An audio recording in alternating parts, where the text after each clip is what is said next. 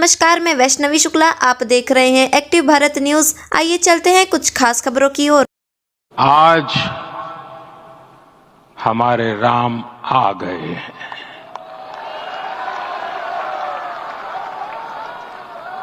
सदियों की प्रतीक्षा के बाद हमारे राम आ गए हैं। सदियों का अभूतपूर्व धैर्य, अनगिनत बलिदान, त्याग और तपस्या के बाद हमारे प्रभु राम आ गए हैं। इस शुभ घड़ी की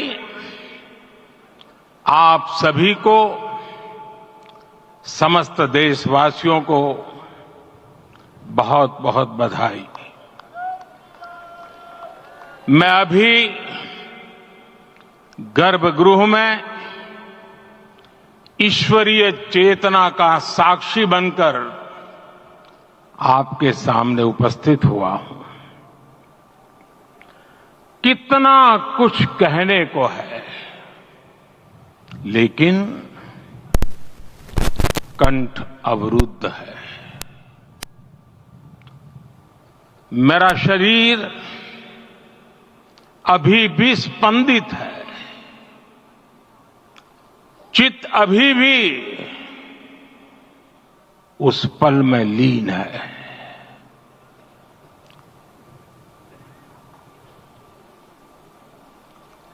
हमारे रामलला अब टेंट में नहीं रहेंगे।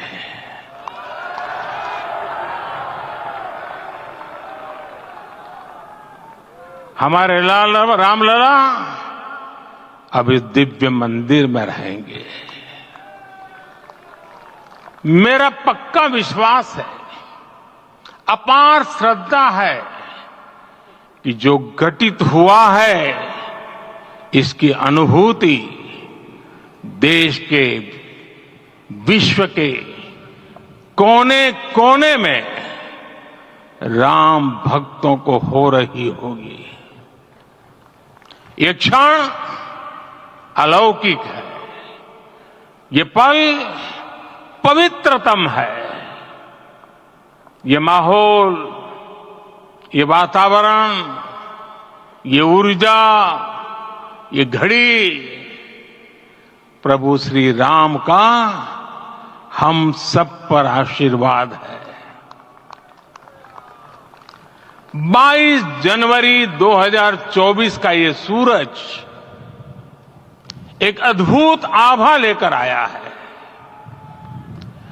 22 जनवरी 2024 ये कैलेंडर पर लिखी एक तारीख नहीं, ये एक नए काल चक्र का उद्गम है।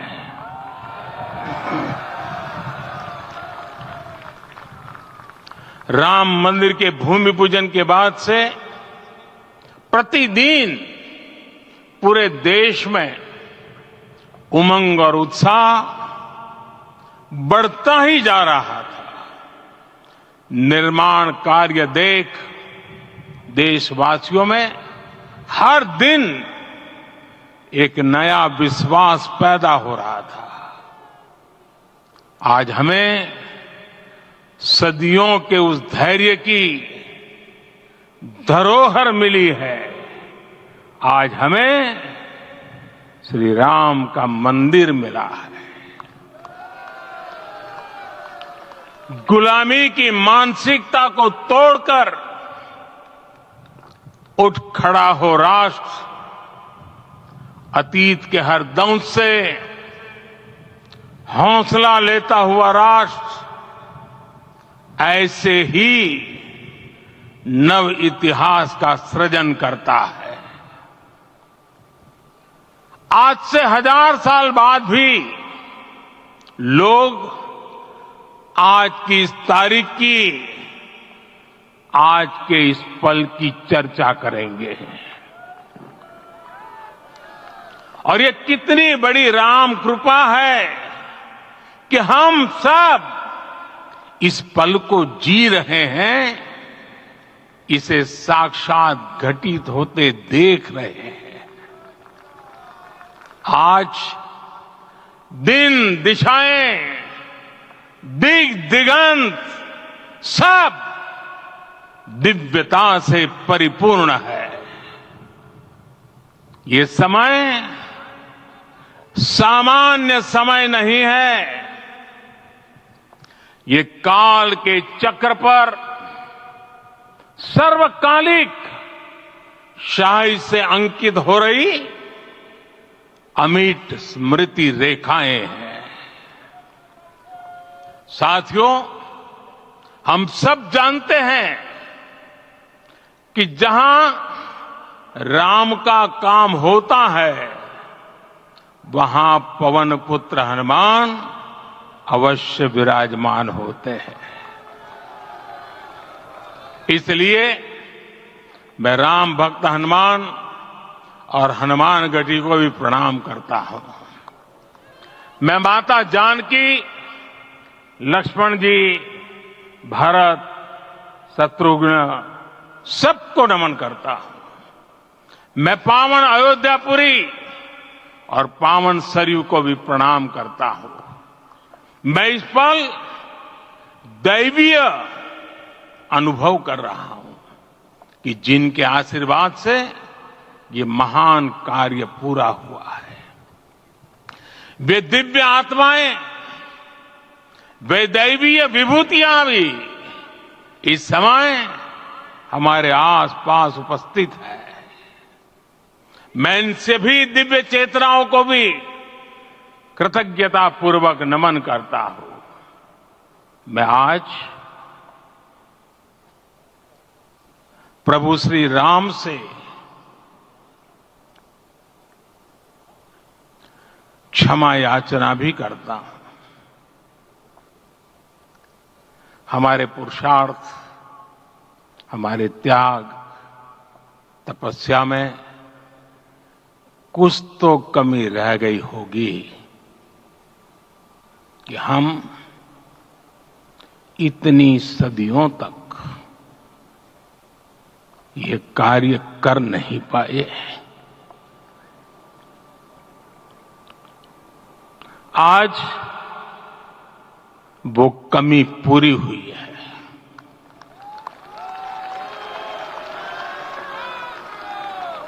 मुझे विश्वास है प्रभु राम आज हमें अवश्य क्षमा करेंगे। मेरे प्यारे देशवासियों, त्रेता में राम आगमन पर पूज्य संत तुलसीदास जी ने लिखा है, प्रभु बिलो की हर से पुरबासी, जनित वियोग विपत्ति समनासी। अर्थात प्रभु का आगमन देकर ही सब अयोध्यावासी, समग्र देशवासी हर्ष से भर गए। लंबे वियोग से जो आपत्ति आई थी, उसका अंत हो गया। उस कालखंड में तो वो वियोग केवल 14 वर्षों का था। तब भी इतना असह्य था। इस युग में तो अयोध्या और देशवासियों ने सैकड़ों वर्षों का वियोग सहा है।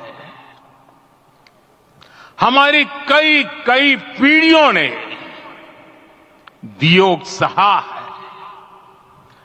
भारत के तो संविधान में उसकी पहली प्रति में भगवान राम विराजमान है।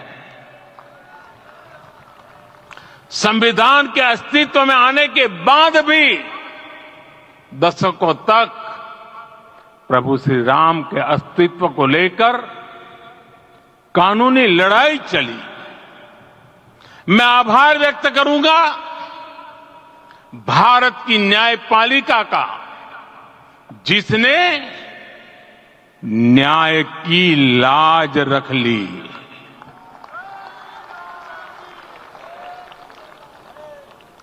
न्याय के पर्याय प्रभु राम का मंदिर भी न्यायबद्ध तरीके से ही बना। साथियों, आज गांव-गांव में एक साथ कीर्तन संकीर्तन हो रहे हैं। आज मंदिरों में उत्सव हो रहे हैं, स्वच्छता अभियान चलाए जा रहे हैं। पूरा देश आज दीपावली मना रहा है।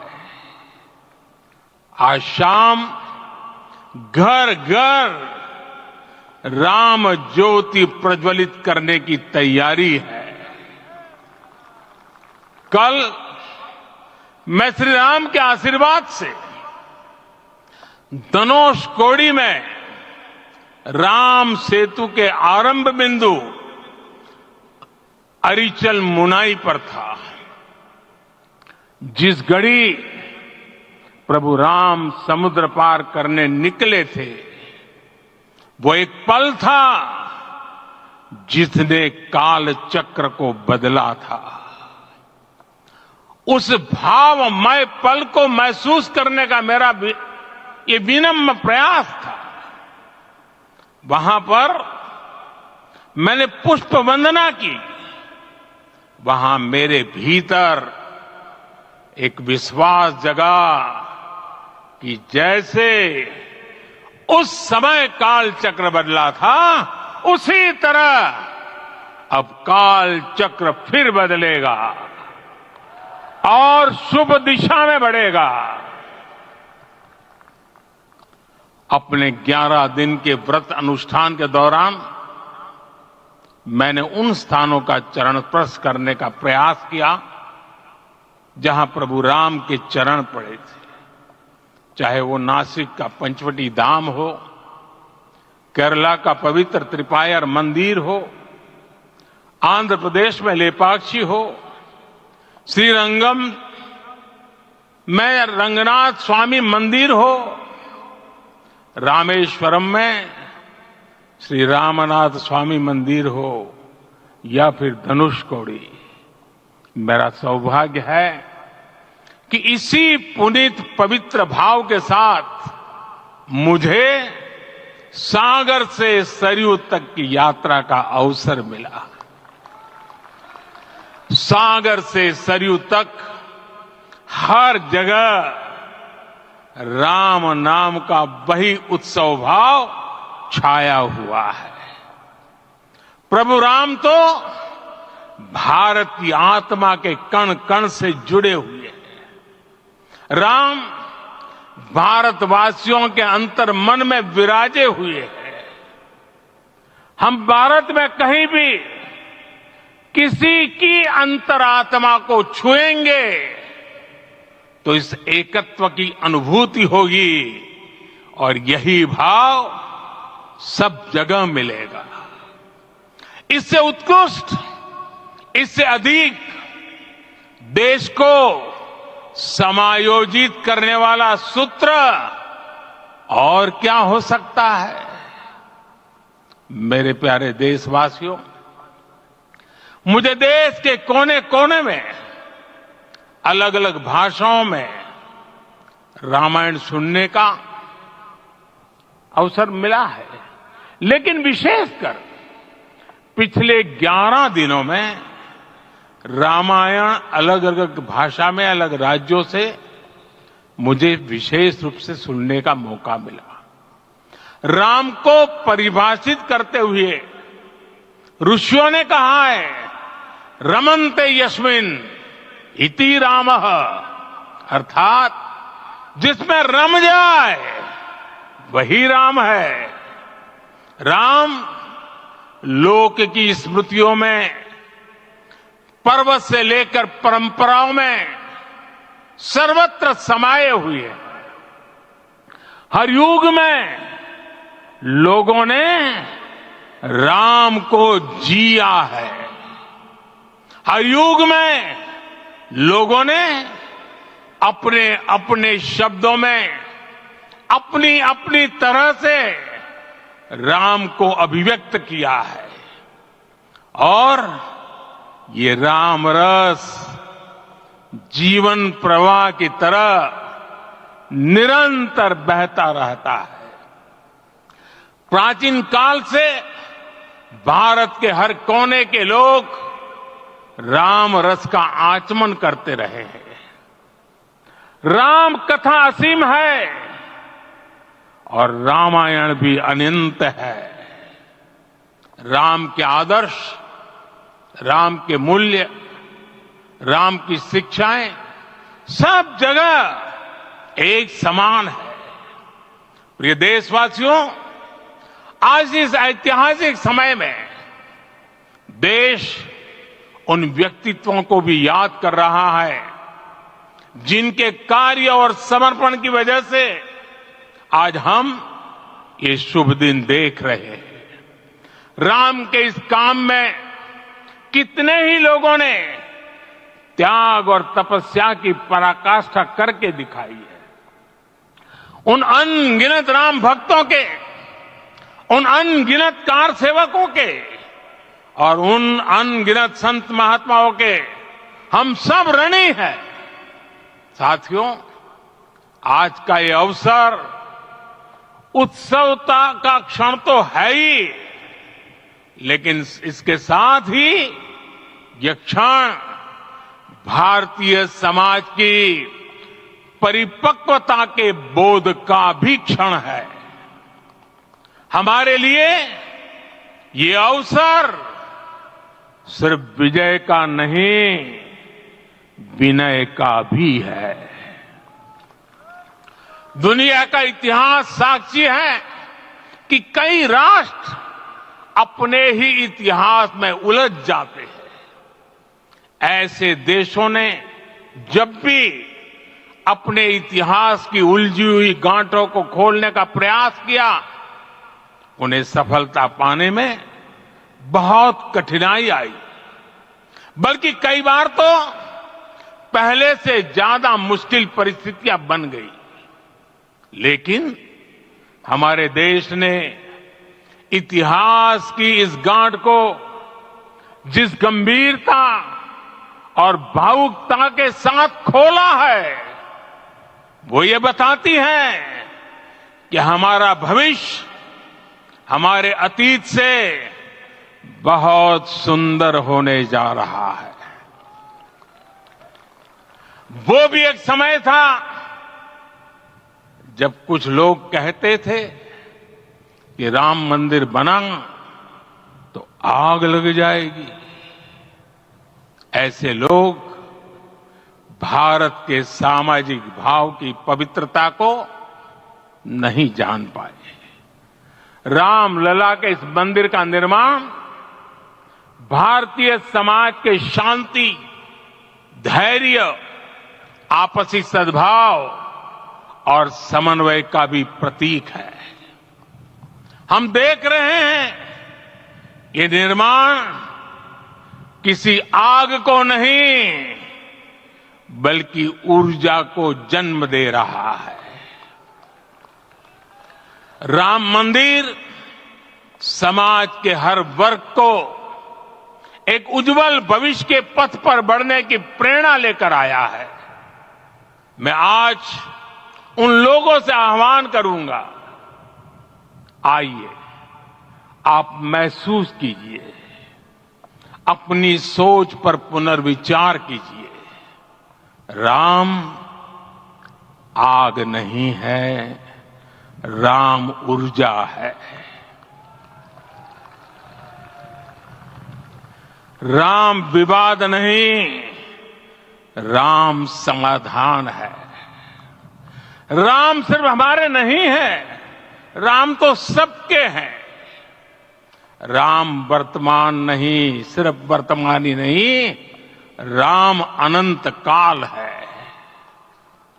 साथियों, आज जिस तरह राम मंदिर प्राण प्रतिष्ठा के इस आयोजन से पूरा विश्व जुड़ा हुआ है, उसमें राम की सर्वव्यापकता के दर्शन हो रहे हैं। जैसा उत्सव भारत में है, वैसा ही अनेक देशों में है। आज अयोध्या का यह उत्सव रामायण की उन वैश्विक परंपराओं का भी उत्सव बना है। रामलला की ये प्रतिष्ठा वसुधैव कुटुंबकम के विचार की भी प्रतिष्ठा है। साथियों, आज अयोध्या में केवल श्री राम के विग्रह रूप की प्राण प्रतिष्ठा नहीं हुई है, ये श्री राम के रूप में साक्षात भारतीय संस्कृति के प्रति अटूट विश्वास की भी प्राण प्रतिष्ठा है। ये साक्षात मानवीय मूल्यों और सर्वोच्च आदर्शों की भी प्राण प्रतिष्ठा है। इन मूल्यों की, इन आदर्शों की आवश्यकता आज संपूर्ण विश्व को है।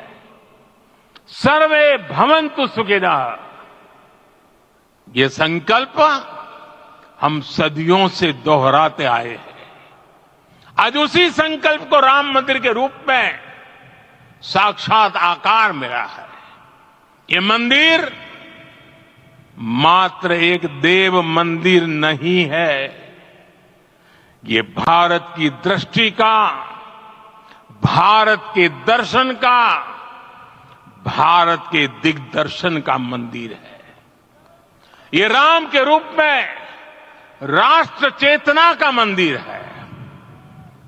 राम भारत की आस्था है, राम भारत का आधार है, राम भारत का विचार है, राम भारत का विधान है, राम भारत की चेतना है, राम भारत का चिंतन है, राम भारत की प्रतिष्ठा है, राम भारत का प्रताप है, राम प्रवाह है, राम प्रभाव है, राम नेति भी है, राम नीति भी है, राम नित्यता भी है, राम निरंतरता भी है, राम विभु है, विशद है, राम व्यापक है, विश्व है, विश्वात्मा है।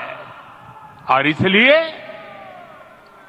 जब राम की प्रतिष्ठा होती है तो उसका प्रभाव वर्षों या शताब्दियों तक ही नहीं होता, उसका प्रभाव हजारों वर्षों के लिए होता है।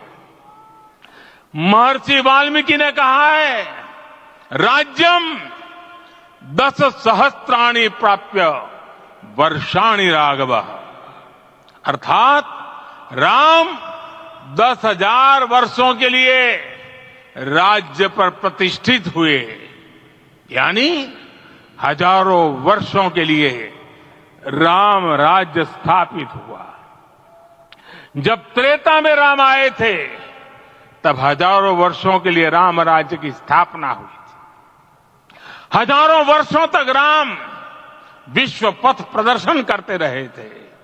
और इसलिए मेरे प्यारे देशवासियों, आज अयोध्या भूमि हम सभी से, प्रत्येक राम भक्त से, प्रत्येक भारतीय से कुछ सवाल कर रही है।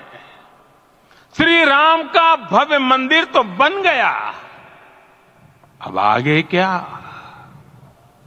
सदियों का इंतजार तो खत्म हो गया, अब आगे क्या?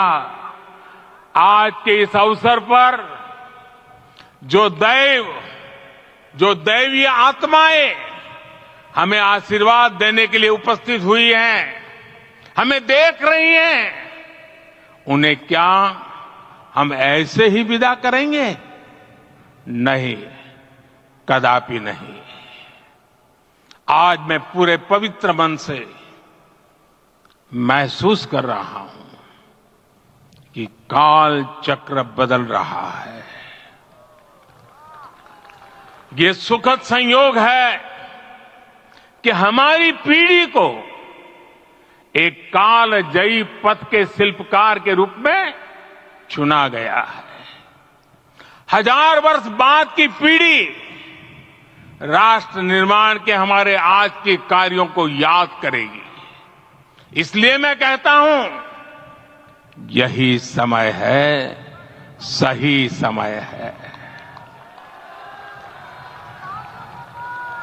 हमें आज से, इस पवित्र समय से अगले 1000 साल के भारत की नींव रखनी है।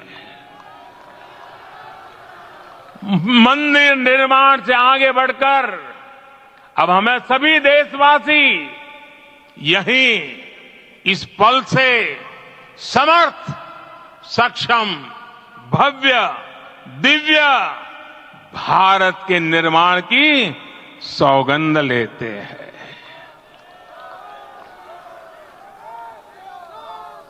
राम के विचार मानस के साथ ही जनमानस में भी हो, यही राष्ट्र निर्माण की सीढ़ी है। साथियों, आज के युग की मांग है कि हमें अपने अंतःकरण को विस्तार देना होगा।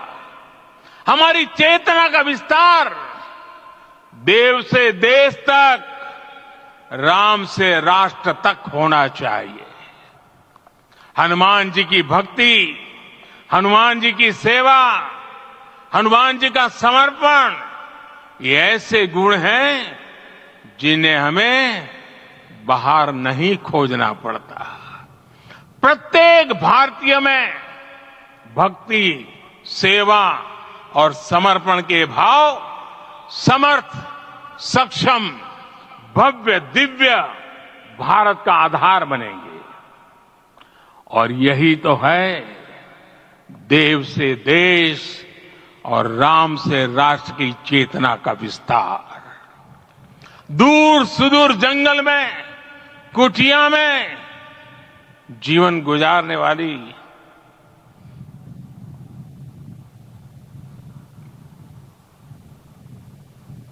मेरी आदिवासी मां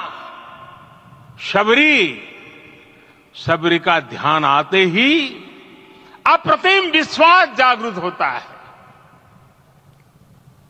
मां शबरी तो कब से कहती थी, राम आएंगे।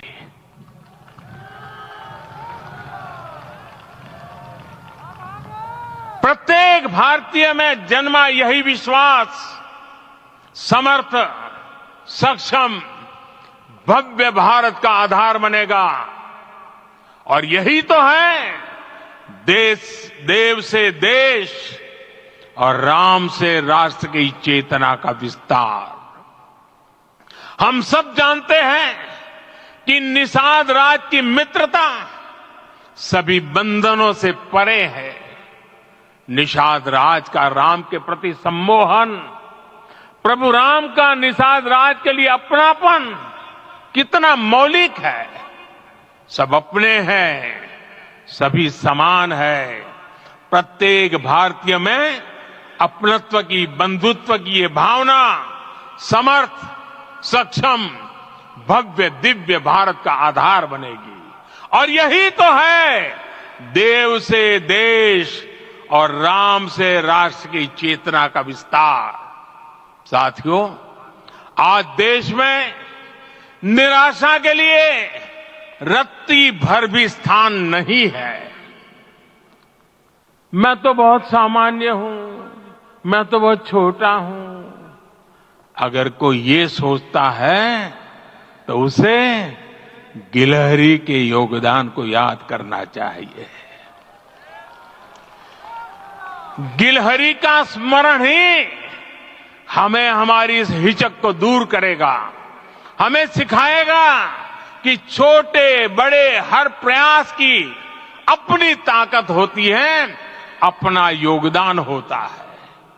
और सबके प्रयास की यही भावना समर्थ, सक्षम, भव्य, दिव्य भारत का आधार बनेगी। और यही तो देव से देश और राम से राष्ट्र की चेतना का विस्तार। साथियों, लंकापति रावण प्रकांड ज्ञानी थे, अपार शक्ति के ध्यानी थे, लेकिन जटायु जी की मूल्य निष्ठा देखिए। वे महाबली रावण से भिड़ गए। उन्हें भी पता था कि वो रावण को परास्त नहीं कर पाएंगे, लेकिन फिर भी उन्होंने रावण को चुनौती दी। कर्तव्य की यही पराकाष्ठा समर्थ, सक्षम, भव्य, दिव्य भारत का आधार है। और यही तो है देव से देश और राम से राष्ट्र की चेतना का विस्तार। आइए हम संकल्प लें कि राष्ट्र निर्माण के लिए हम अपने जीवन का पल पल लगा देंगे। राम काज से राष्ट्र काज, समय का पल पल, शरीर का कण कण राम समर्पण को राष्ट्र समर्पण के ध्येय से जोड़ देंगे। मेरे देशवासियों, प्रभु श्री राम की हमारी पूजा विशेष होनी चाहिए। ये पूजा स्व से ऊपर उठ करके समष्टि के लिए होनी चाहिए। ये पूजा अहम से उठकर वयम के लिए होनी चाहिए। प्रभु को जो भोग चढ़ेगा वो विकसित भारत के लिए हमारे परिश्रम की पराकाष्ठा का प्रसाद भी होगा। हमें नित्य पराक्रम, पुरुषार्थ, समर्पण का प्रसाद प्रभु राम को चढ़ाना होगा। इनसे नित्य प्रभु राम की पूजा करनी होगी, तब हम भारत को वैभवशाली और विकसित बना पाएंगे। मेरे प्यारे देशवासियों, ये भारत के विकास का अमृत काल है। आज भारत युवा शक्ति की पूंजी से भरा हुआ है, ऊर्जा से भरा हुआ है। ऐसी सकारात्मक परिस्थितियां फिर न जाने कितने समय बाद बनेगी। हमें अब चूकना नहीं है, हमें अब बैठना नहीं है। मैं अपने देश के युवाओं से कहूंगा, आपके सामने हजारों वर्ष की परंपरा की प्रेरणा है। आप भारत की उस पीढ़ी का प्रतिनिधित्व करते हैं जो चांद पर तिरंगा लहरा रही है।